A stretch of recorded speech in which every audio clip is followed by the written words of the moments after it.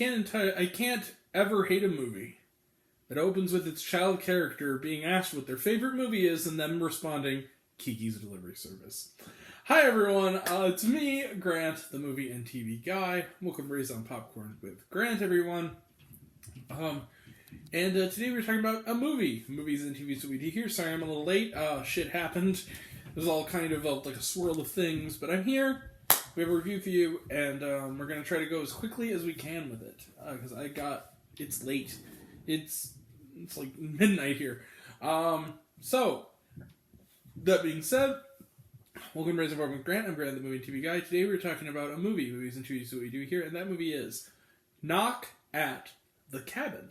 Knock at the Cabin is co-written and directed by M. Night Shyamalan, who I have a bit of a love-hate relationship with. Everyone knows his previous work: The Sixth Sense, Unbreakable, Signs, The Village, Lady in the Water, The Happening, or as I like to call it, seriously, what the fuck is happening? The Last Airbender, My Personal Cinematic Hell, and many others. After Earth, The Visit, which was good, Split, which was great, Glass, which wasn't, and Old, which was fine. Now we're here with his latest film, Knock at the Cabin. It is based on the novel The Cabin at the End of the World. So what's the film about? Well, the film begins with a young girl named Wen. She is almost 8 years old, I believe she says. Almost 8 or almost 9. I forget which one.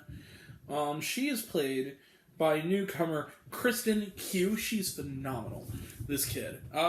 She meets this stranger, which she very aptly says, I don't talk to strangers, kind of odd gentleman named Leonard. He is played by Dave Bautista in a very somewhat against type performance that's actually quite good. And she is up at this cabin on vacation with her two fathers. Daddy Eric, as she calls him, played by not Daddy Derek, not Cool Cat's daddy, and let's be real, everyone's daddy. Eric, played by Jonathan Groff, and Andrew, played by Ben Aldridge from Pennyworth.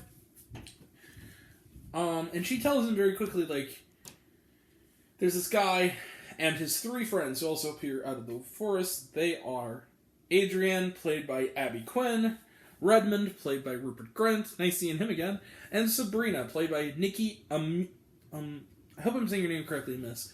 Nikki Amuka Bird? I hope I'm saying that name correctly. It seems to be they have weapons. It seems to be that they're the classic homophobic, sort of terroristic types. They break in. Poor Eric is left somewhat concussed, and they inform them, "We're not here to hurt you. We are here because you have been chosen to make a terrible choice, to sacrifice one of the three of you, and then you have to kill the person that you've chosen to sacrifice, or the world will end. And with every no you give, we will unleash another plague that will eventually, by the time all of us are gone, by the time all of us have been and sacrifice ourselves, and by the time all of us are gone, the world will end if you do not make a choice." And traps them there, and the more they try to not believe in it, the more they begin to become convinced maybe the world really is ending. Maybe they're just a bunch of fanatics who are talking out of their ass. Who knows? But they're all going to find out in this very, very long weekend that does not go as planned. Let the intrigue and suspense begin. So, Knock at the Cabin is interesting. First off, I will say this. There's been a lot of stuff talking about how it's a return to form for Shyamalan. It's one of his better works. It is. I kind of loved this. I thought this was really good. And what I liked about it a lot was that maybe it's just the benefit of low expectations. Maybe it's the benefit of the fact that Shyamalan has done... He's done a lot better than this, but he's done a whole lot worse than this. This is not like... Look, Split and I think The Sixth Sense and Unbreakable are like the three greatest films he'll ever make. They're all pretty much masterpieces as far as I'm concerned. This is slightly under that, but it is way above just about everything else this guy has done.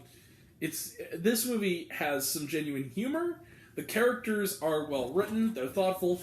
It constantly keeps you on your toes. And what the movie has, I think, that's beneficial that other Shyamalan movies don't is simplicity.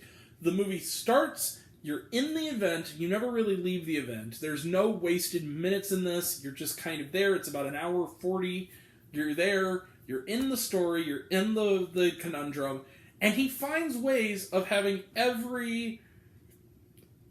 kind of keeping you on your toes from who is right and who is wrong, because every argument has a counter-argument. He finds a way to make the skepticism of the family believable up against the seeming lack of information on the part of the people breaking in, but also making you kind of, also go, well, then how did they know? How's that possible?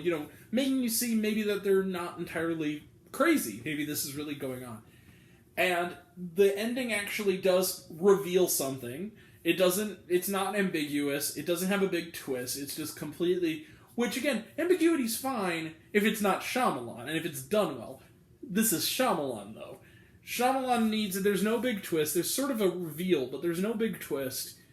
Everything kind of just goes straight forward. He takes the premise and he runs with it until the premise has reached the ability to be done, and then it's done.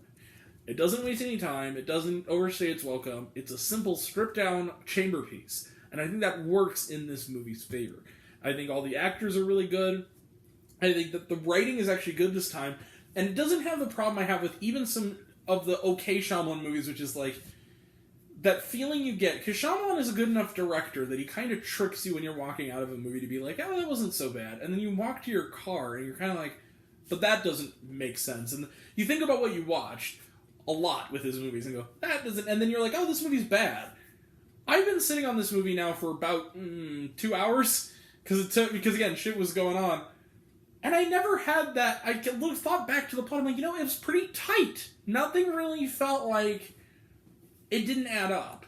Not to say there weren't any plot holes at all, or there weren't any flaws, but there was nothing that was detrimental to the narrative. There was nothing like, the fact that water kills them, like in Signs, There was nothing like that. It was a pretty simple movie.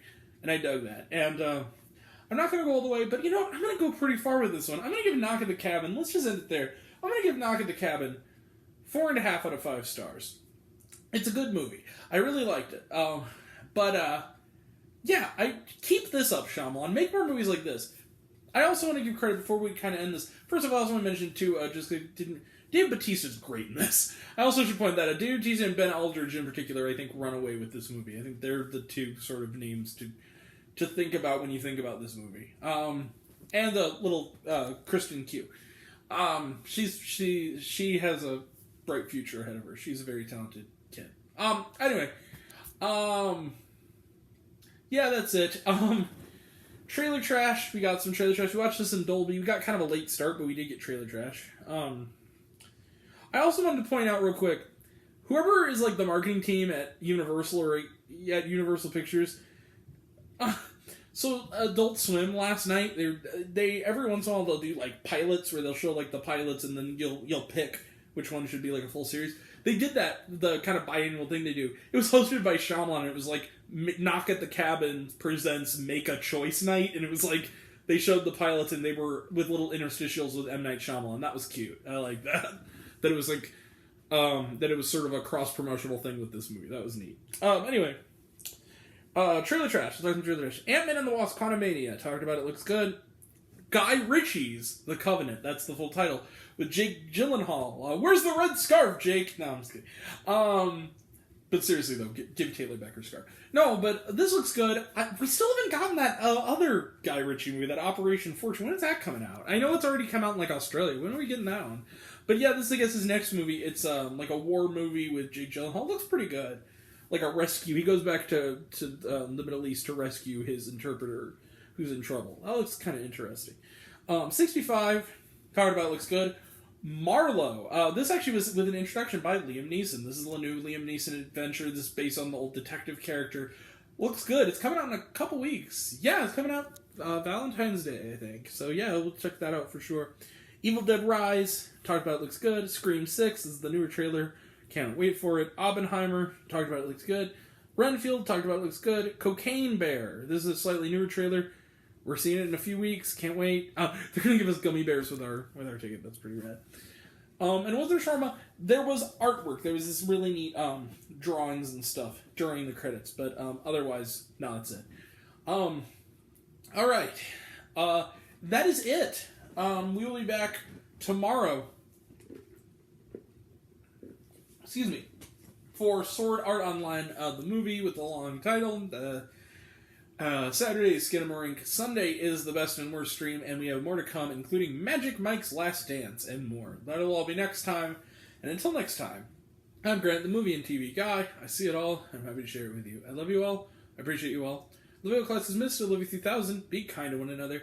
If you like this video, give it a like if you wanna. Give it a subscribe if you wanna. Give it the bell. I don't know what it does. That's supposed to do, or so I've been told. Leave a comment, even if it's, hey Grant, I like waffles. It really helps out.